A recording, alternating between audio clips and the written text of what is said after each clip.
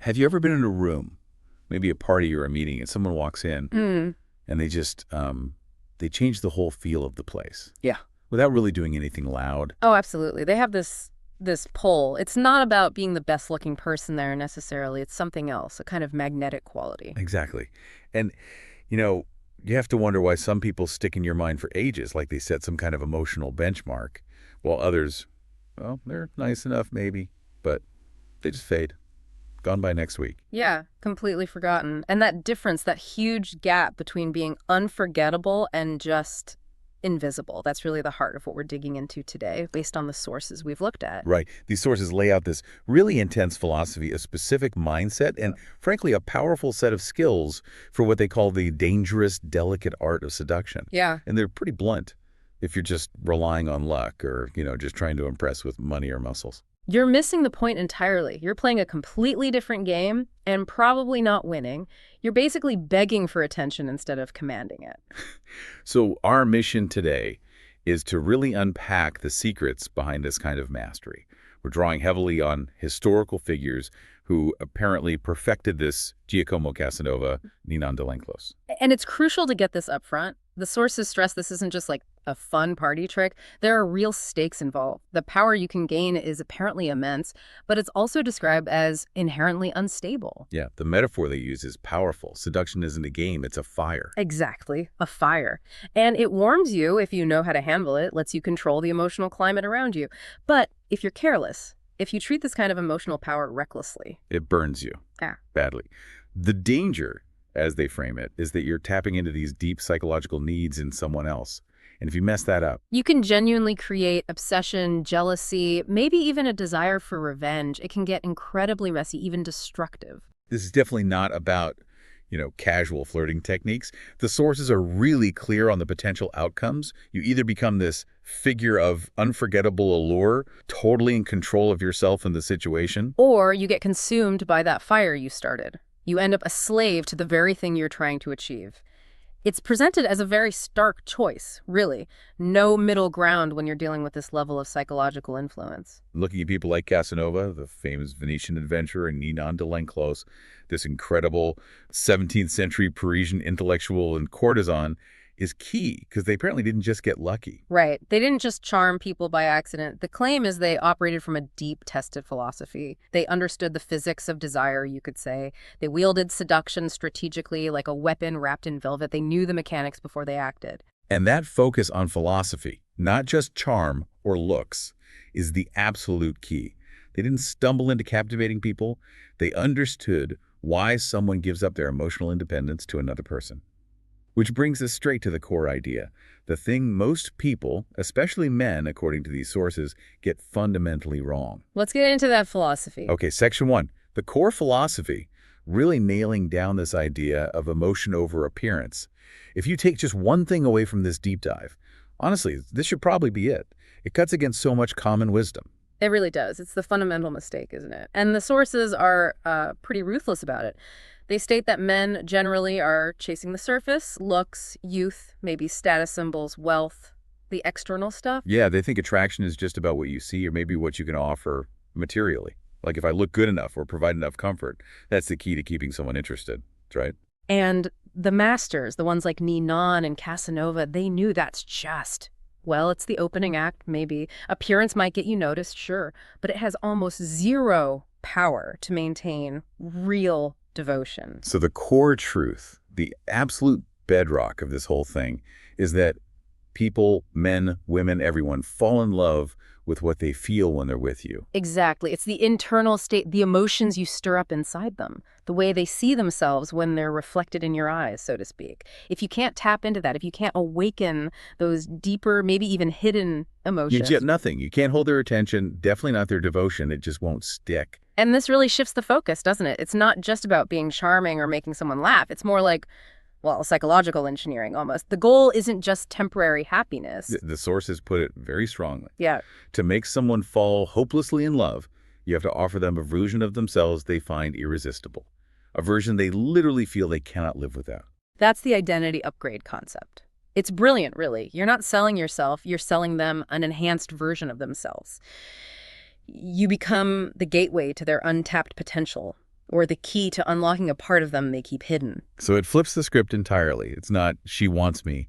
It becomes, she desperately needs what I make her feel, what I allow her to be. And you see this principle play out so clearly when you compare Ninon and Casanova. They used very different methods, but the underlying principle was the same, offering that identity upgrade. Okay, take Ninon de Lenclos first. 17th century Paris. Highly restrictive society for women, especially those of status. And here's Ninon running this famous salon, utterly captivating, apparently well into her 70s, which proves right away. It wasn't about youth. It wasn't about conventional beauty fading over time. Her power source was different. It was intellectual and emotional elevation, right? She offered men something incredibly rare, especially then. Validation without judgment, true companionship. She acted as a mirror for their brilliance, their ideas, their secret ambitions, maybe their artistic side. She reflected it back at them, amplified, until they felt they'd finally found their equal, their muse, someone who truly got them. She didn't just flatter them. She created this space where they felt like their best, smartest selves could emerge. The identity she offered was essentially, with me, you are extraordinary, you're a genius. Who wouldn't want that? Exactly. And now contrast that with Casanova. Totally different vibe. His method was all about adventure, risk, unpredictability. He wasn't mirroring their intellect. He was injecting pure thrill into their lives. Right. He'd find women often stuck in, dull marriages or suffocating social roles, and he'd sweep them into this whirlwind. Secret meetings, disguises, escaping guards, forbidden pleasures. You made them feel daring, rebellious, thrillingly alive. The identity upgrade he offered was, with me, you're not trapped. You're free, adventurous, capable of intense passion. So, completely different approaches. Ninon's intellectual sanctuary versus Casanova's thrilling escapade, but both delivered an identity far more compelling than the woman's everyday reality. That's why they became unforgettable. They were the source of that elevated feeling. It's a powerful foundation. But, and this is crucial, it comes with this immediate, very stark warning in the sources. The first major caution: control and abuse. Yeah, because once you grasp that, you can actually change how someone sees themselves and the world. Well, that's immense power. And the warning is, you must handle it with precision. Abusing it. Using that identity upgrade just for cynical kicks or short-term gain. That breeds disaster. Obsession, intense jealousy, sometimes outright revenge directed back at you. Yeah. The sources are very clear. Failure often comes not from a lack of charm, but from a lack of control, from playing recklessly with these deep emotional needs you've awakened. It's like you offer this glimpse of a transformed self and then just snatch it away carelessly. The backlash can be severe. It's not just about getting dumped. It's about potentially ruining your reputation, your peace of mind, maybe even facing real danger. Mastery isn't just about having the skill. It's about understanding the potential damage and acting with responsibility. You have to be aware of the fire you're playing with. Okay, so we've established the core idea, target the emotions, offer that identity upgrade. Now, let's get more practical. How did these masters actually do it? Section 2 gets into the first two keys to identity: elevation and reflection. Key 1 is about her self-opinion. And this is interesting because it tackles a really common mistake, right? Guys who think they can build attraction by criticizing or mocking a woman, putting her down to seem dominant. Exactly. It's often rooted in insecurity, that idea that if you tear down her confidence, she'll need you to build her back up. But the sources say that just creates resistance, defensiveness.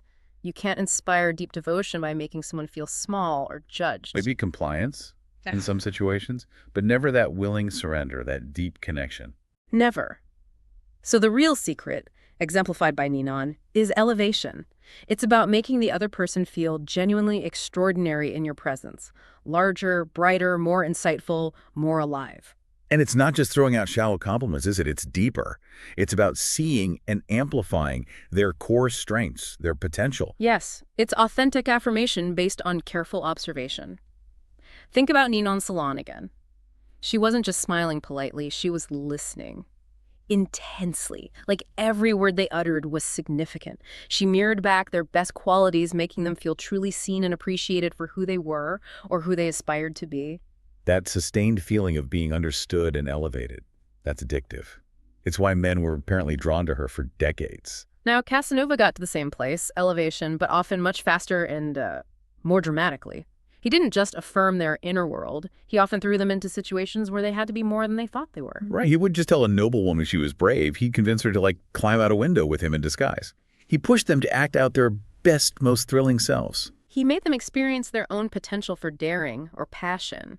And that kind of experiential proof, that burns into your memory far more intensely than just words. But this is where that crucial constraint comes in the authenticity warning. This power, this elevation, it only works if it feels real. Absolutely. If you're just faking it, if it's just a calculated trick to get something, people sense that instinctively. The sources warn that if that elevation feels insincere, or worse, if it's used as a setup for betrayal. The hurt is profound. It's felt like a knife, as the source puts it. And that kind of betrayal where you build someone up only to tear them down using that very connection,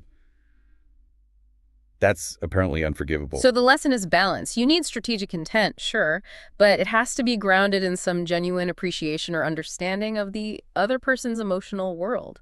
You can't just be a sociopath playing games. Well, you can, but the consequences catch up. Which leads us neatly into key 2, mirroring. So if elevation is about lifting her view of herself, mirroring is about reflecting her soul back to her so perfectly that she feels completely, utterly understood. This gets into some really refined psychological skills. The idea here is that seduction isn't about dominating the conversation or imposing your views. It's about deep, attentive reflection. Listening not just to the words, but the pauses, the tone, the things left unsaid, like you're uncovering secrets. Ninon was the absolute master of this. Men felt they could tell her anything, their deepest fears, their hopes, their vulnerabilities, and not only would she understand, she would still admire them. That combination is incredibly powerful, almost enslaving. How did she do it? Was it just nodding along? It was much more technical, apparently, subtly matching their way of speaking, their rhythm, echoing their core values back to them, often values they hadn't even fully articulated themselves. The feeling she created was profound. Finally, someone sees me, the real me, and they accept it. It's like coming home. Okay, so Casanova's version. Yeah. Probably less subtle. Much less subtle and often much faster. He didn't just reflect passively, he actively adapted. He became the embodiment of whatever her hidden desire was. He used what the sources call the mask. So if he sensed she longed for intellectual depth, he became the witty philosopher, the poet.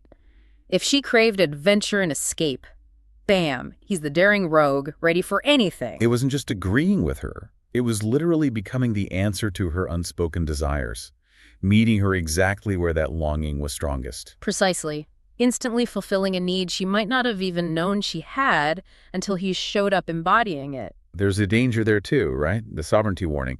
If you're constantly shifting, constantly mirroring, don't you risk losing yourself? That's a critical danger. If you mirror too perfectly, if you become just a reflection of the other person's desires, you become a shadow. Maybe a pleasing shadow, but still just a shadow. And nobody falls devotedly in love with a shadow. They might depend on it, but not desire it in that same intense way. Exactly. So the real mastery, the tightrope walk, is adapting enough to create that profound connection, but never vanishing in the reflection. You have to maintain your own core identity, your own desires, your own boundaries. Reflect her world, but remain the sovereign ruler of your own. That's the ultimate test of this key. Be the mirror, yes, but always keep the frame intact. Okay, so we've got the identity keys. Yeah. Elevation and mirroring, making her feel amazing and deeply understood. Now we shift gears into strategy, the actual mechanics of interaction. Section 3 covers keys 3 and 4, timing and absence. Right, and key 3, timing, is absolutely crucial. The sources use a great metaphor. Desire isn't a constant faucet you can just turn on. It's more like a flame. It flickers, it can fade quickly, and you need to know exactly when to fan it and sometimes when to let it die down a bit before fanning it again. Amateurs mess this up constantly, right? They treat it like an on-off switch. Exactly, but the master understands it's about reading the emotional atmosphere, the subtle shifts, which requires huge patience and restraint. Knowing when to make your move isn't luck. It's the result of intense focus, vigilance, reading the signals constantly. It's not about inaction, it's about strategic waiting, knowing the perfect moment. And we see different styles of this mastery. Casanova, being more overt, often used a kind of escalating restraint. He'd wait patiently. Maybe a moment of hesitation in her voice softens into curiosity. A shared glance holds just a fraction too long. A blush indicates a topic is hitting close to home. He wouldn't just jump at the first sign of interest. No, he'd let that curiosity build, let it bend towards actual desire. He'd allow silences to stretch, letting the tension mount until she was almost implicitly asking him to break it, to move things forward. He controlled the pace by waiting for her readiness. And Ninon, in her more constrained world. She mastered anticipation through delay, through prolongation. She would draw out the intellectual connection, the emotional tension, sometimes for weeks or months, letting the longing become almost unbearable. So that when surrender finally happened, It felt less like giving in and more like this huge welcome relief from all that built-up tension she'd orchestrated. Hers was the slow burn, carefully fanning the flame, ensuring it had deep roots before it fully ignited. both methods, though different, rely on that precise timing. And the opposite is the failure point. Absolutely. Most guys fail here. They either jump the gun, revealing desperation, which is a total turnoff, kills the mystery. Or they wait too long. They hesitate, the moment passes, the fire goes out because of awkwardness or confusion. The inability to read those subtle cues, the pauses, the blushes, the silences, as the sources say, that's the downfall. Timing isn't just about deciding when to act. It's about the constant, vigilant reading of the other person's emotional state to know when that moment arrives. That skill, that deep reading, is vital, and it connects directly to the next key, key 4, absence. This one really flies in the face of common relationship advice. Oh yeah, what we call the smothering fallacy. We're taught, be present, be available, show commitment through constant contact. More presence equals more love, right? But the sources argue, no, continuous presence builds comfort, maybe companionship. And comfort is nice, but it's the enemy of intense desire, Yeah. of passion, of that unforgettable feeling. Exactly. Comfort breeds familiarity, and familiarity makes that amazing identity upgrade you offered feel ordinary, normal. You become part of the background, the magic fades. So the strategy to build not just comfort, but actual obsession, Yeah. strategic absence. It sounds counterintuitive, but the masters used it constantly. Ninon would just disappear sometimes, vanish from her salon for a while, no explanation, left her admirers restless, anxious, constantly thinking about her, wondering where she was when she'd return. Her value actually increased when she wasn't there. And Casanova was famous for his dramatic exits, wasn't he? Absolutely. Nights of incredible passion and adventure, followed by, poof, he's gone, maybe leaving just a cryptic note or nothing at all. This leaves the woman, according to the sources, haunted by the memory. Psychologically, what's happening there? Absence creates a vacuum, and that vacuum instantly triggers the fear of loss. That fear is incredibly powerful. It's what can transform simple wanting into real gut-wrenching obsession. They're not just missing the person, they're terrified of losing that incredible feeling, that superior version of themselves that he represented. So seduction isn't just about what you give, it's equally about what you strategically withhold. Yes, the withholding prevents them from getting saturated. It fuels the imagination, keeps the memory burning bright, maintains that intense emotional craving. But again, there has to be a catch. You can't just ghost people constantly and expect it to work, right? That leads to the final nuance here, the balance blade. Precisely. Absence needs incredibly careful calibration. Withdraw too much, too coldly, or for too long, and she'll feel rejected. She'll harden, resent you, and eventually just detach. Game over. But on the other hand, if you never create any space, if you're always there, always available. You smother the flame, boredom sets in, she feels suffocated. Also, game over. So the mastery is walking that razor's edge, the balance blade. That's the perfect image for it. Stay close enough through powerful memories, maybe occasional well-timed contact to keep the desire alive, to feed the flame, but stay far enough away, physically or emotionally, to keep it inflamed, to keep her reaching, guessing, wanting more. It's a constant adjustment, maintaining maximum tension without letting the string snap. Okay, we've walked through 4 keys now: elevation, mirroring, timing, absence. Keys to identity and keys to strategy. Now we arrive at the final strategic piece, key 5, before hitting the big philosophical takeaway. This is elegance. And elegance here isn't just about, wearing expensive clothes. It's defined as a fundamental quality of refinement and restraint in your entire bearing. The sources insist that seduction, which is loud or needy or obviously trying too hard, It just fails. It lacks that unforgettable quality. True allure needs that touch of whispered refinement, not shouted desperation. This is supposedly what elevates the whole encounter. It's the difference between just satisfying a basic urge, mere lust, and creating an experience that resonates deeply, something unforgettable. Seduction without elegance is just a transaction, basically. But with elegance, It becomes an art form. It transcends the purely physical or emotional and enters the realm of taste, culture, and refinement. It makes the entire experience feel elevated, more significant. Thinking back to Ninon again. She was the embodiment of this. Her salon, her conversation, the way she carried herself, apparently marked by impeccable taste and self-control. Just being in her presence made men feel they'd stepped into a higher, more cultured sphere. The pleasure wasn't just pleasure, it was refined pleasure. And Casanova, Well, even with all the wild adventures. even then, the sources stressed that his adventures, the disguises, the escapes, they were wrapped in wit and culture in a certain style. The thrill worked because it was executed with flair and taste, not just brute force or clumsiness. Yeah. The refinement gave the chaos meaning, made it feel like a grand opera, not just a back alley fumble. And critically, this isn't about money, right? It's taste, not wealth. Absolutely not about just flashing cash. That often signals insecurity or desperation. Elegance is about polish. It's about restraint. It's about intention in how you speak, how you move, how you present yourself. It's knowing what not to do as much as what to do.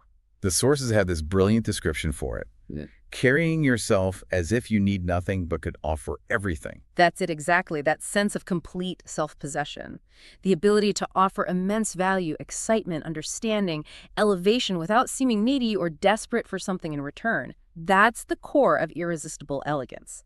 It's the velvet glove on the iron fist, giving dignity and depth to the whole process. The quiet confidence, the projection of inner sufficiency. Mm-hmm. It reassures the other person that even though this is strategic, it's coming from a place of strength, not manipulation born of weakness. So now we have the full toolkit, essentially, the 5 keys: elevation, mirroring, timing, absence, and wrapping it all in elegance. The blueprint, according to these sources, for creating that unforgettable allure. But it doesn't end there. There's a final, quite chilling philosophical point. Section 4 concludes with the final warning: the prison of desire. It's a profound irony, isn't it? The very gift that allows you to captivate others can become your own cage. The moment you truly master this ability, understand how easily you can potentially bind people to you. You become vulnerable yourself. Vulnerable how? Vulnerable to becoming addicted to the process, addicted to the conquest, the chase, the high of that initial surrender. You risk forgetting how to form genuine, balanced connections because the thrill of the seduction itself becomes the goal. You lose that crucial balance we've been talking about throughout this whole deep dive. And we see this play out tragically in the comparison between Casanova and Ninon's later lives. Yeah, the sources paint a stark picture. Casanova, for all his brilliance, his life ended. Well, not great. Debt, paranoia, running from place to place, ending up as a lonely librarian writing his memoirs. His legend is huge, but it's deeply shattered by the chaos and wreckage, emotional and financial, that he left behind. He basically got consumed by the fire. His ego couldn't stop chasing the next conquest, and he lost himself, lost his freedom in a way. Arguably, yes, he lost his sovereignty to the pursuit itself. But Ninon, she represents the alternative path.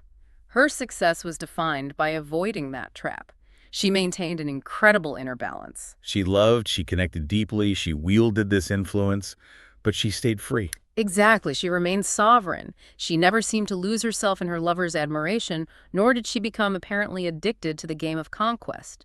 She kept her own life, her own autonomy, right to the end. She managed the fire without getting burned. So that contrast presents this final, really challenging choice for anyone engaging with these ideas, for you, the listener. Right. You can go the Casanova route, maybe. Chase numbers, collect experiences, maybe end up feeling empty or isolated. Or chase ego, demand constant validation, and potentially end up despised or alone. Or you can aim for the Ninon model. Master the balance. Learn to wield this power when needed or desired, but fiercely protect your own inner freedom, your own autonomy. Mastery, in the end, isn't just about making others fall for you. That's maybe the first level. The ultimate achievement, the true mastery, is doing that while remaining sovereign yourself. Guarding your own freedom is the final, most difficult step. Okay, so let's just quickly pull it all together. The essential ingredients for this kind of unforgettable allure, based on everything we've unpacked, it's these 5 keys, plus that constant thread of self-awareness and balance. You've got to start with the core philosophy.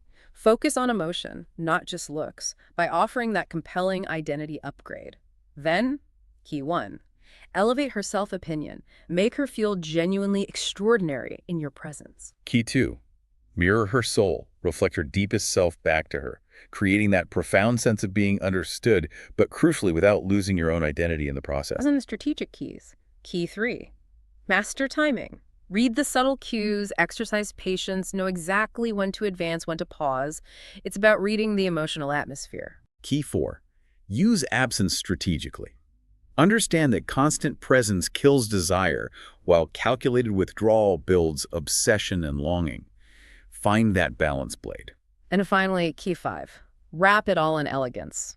Refinement, restraint, taste. Carry yourself with that need nothing, offer everything confidence. This elevates the entire interaction beyond the mundane.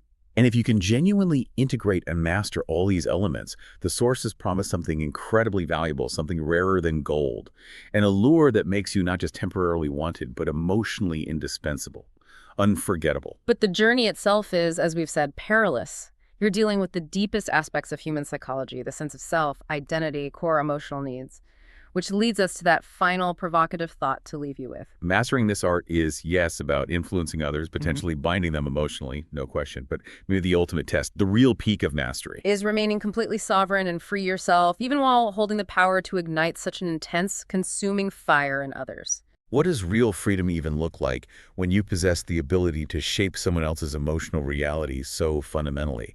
That's the dangerous, complex question these historical masters had to grapple with and lived out the answers to. Something to think about. Wield that awareness carefully, with precision. And that's our deep dive for today.